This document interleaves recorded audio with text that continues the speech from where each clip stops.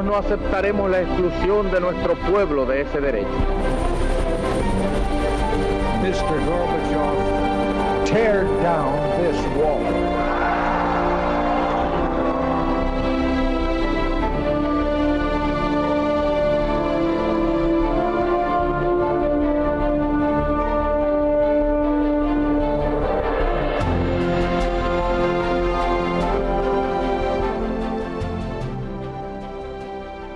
Muy buenas noches, señoras, caballeros, bienvenidos a Tiempos Modernos. Seguro que usted, por supuesto, ha oído hablar de Simón Bolívar. Seguro que además hoy en las noticias todos los días le hablan de revoluciones bolivarianas, porque he aquí que 200 años después aquella figura de la emancipación hispanoamericana se ha convertido en referente de nuevos regímenes. Y no cabe duda de que Simón Bolívar fue un gran hombre. Lo que pasa es que a veces los grandes hombres son también grandes carniceros. Y eso es lo que le ocurrió precisamente a Simón Bolívar. ¿No le han contado nunca esta historia? Bueno, nosotros hoy lo vamos a hacer.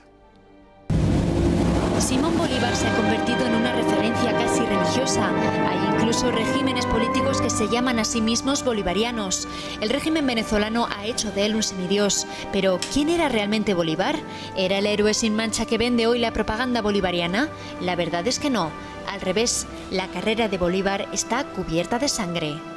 Situémonos. A partir de 1808, cuando Napoleón invade España, los virreinatos españoles de América se sublevan primero contra el francés, enseguida proclaman su propia independencia.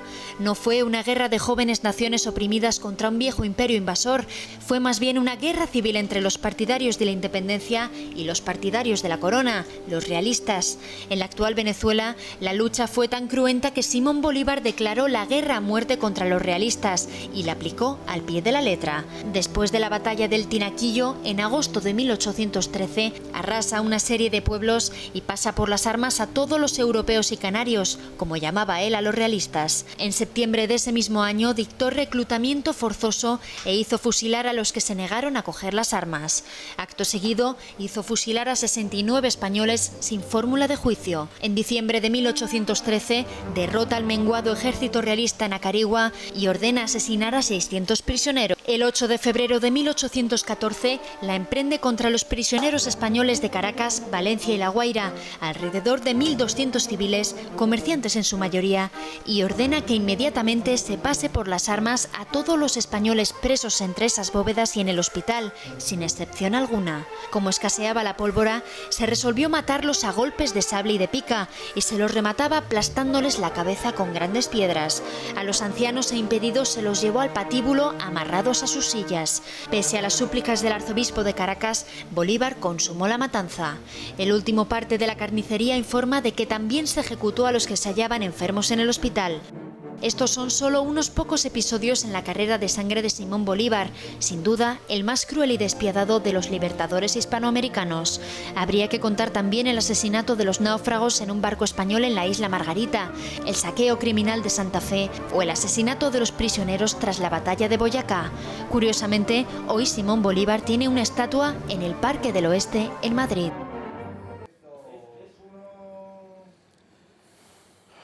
Paul Victoria, muy buenas noches. Buenas Bienvenido noches. a Tiempos Modernos, que te estrenas hoy aquí en este programa con una figura que tú evidentemente conoces bien porque tú eres colombiano y en Colombia, bueno, no tiene que decir ¿cómo decir?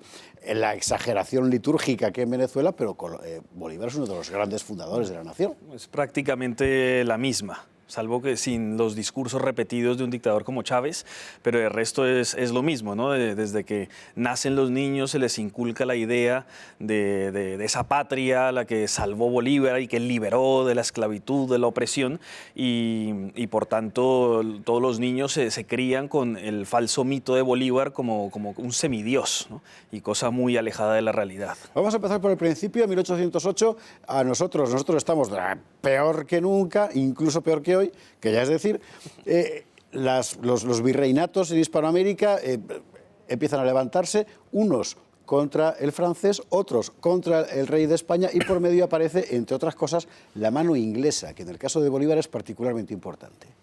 Es particularmente importante la mano inglesa porque Bolívar intenta aliarse con Inglaterra al principio, le ofrece Nicaragua y Panamá, y a cambio de 30.000 fusiles, 20 buques de guerra y 1 millón de libras esterlinas.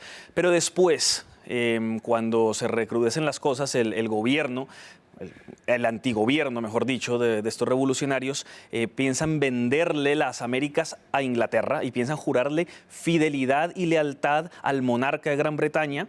Y esto está escrito en cartas y bien documentado, donde se le dicen que cuándo lo hacen, ¿no? Para ser protegidos, literalmente dice, bajo la augusta sombra del monarca británico y bajo la poderosa protección de Gran Bretaña. Claro, florilegios nunca les han faltado. Hay que recordar que de lo que estamos hablando, y esto es muy importante señalarlo para que se entienda, es en la práctica de una guerra civil. Es decir, el movimiento de las emancipaciones rompe los virreinatos entre una población autóctona que quiere seguir siendo española y otra población autóctona que no quiere seguir siendo española. ¿Es esto? Sí, yo nunca uso el término guerra de independencia, porque una guerra de independencia es cuando hay un invasor extranjero y uno quiere librarse de ese invasor extranjero, como era el caso de España frente a Napoleón.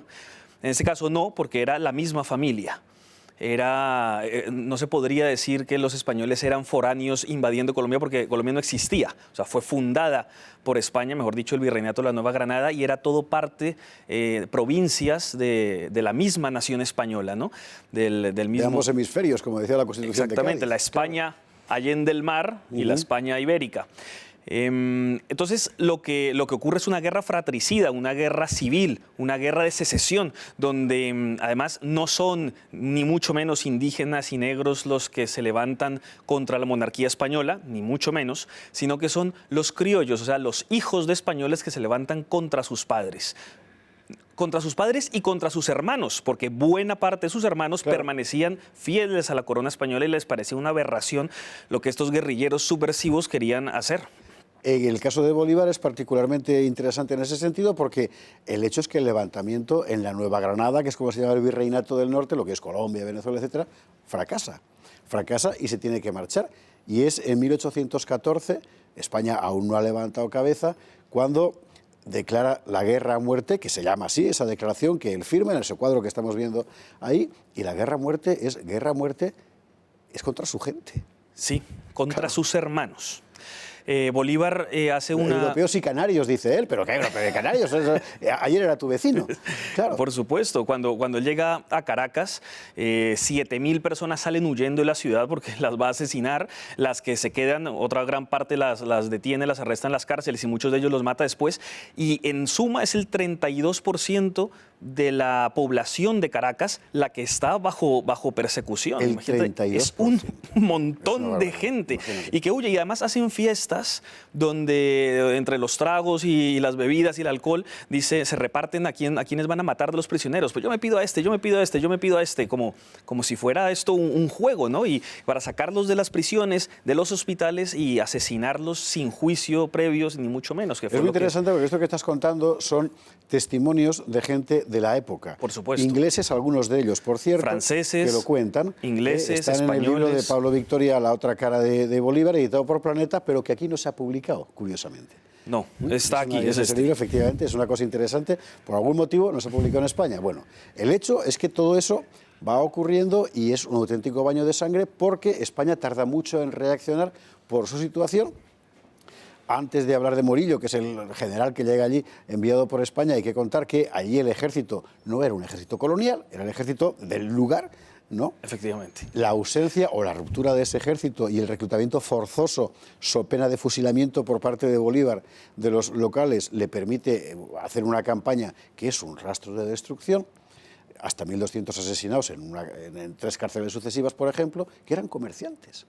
A mí me dejó estremecido el dato de que a los ancianos comerciantes que estaban en la cárcel los lleva al patíbulo amarrados a sus sillas porque no se podían mover y allí los mata. Sí, y para ahorrar balas, además, muchas veces los mataban con piedras en los cráneos aplastándolas contra el suelo. O sea, o sea, sanguinarios, los genocidios allí fueron terribles, ¿no? Pero es que es más, cuando Bolívar vuelve victorioso a Caracas, los primeros que se sublevan unos días después son sus propios esclavos de sus haciendas. Sí. Los esclavos dicen, no, yo vivía mejor bajo las leyes españolas que con este sinvergüenza, o sea, y se sublevan contra él.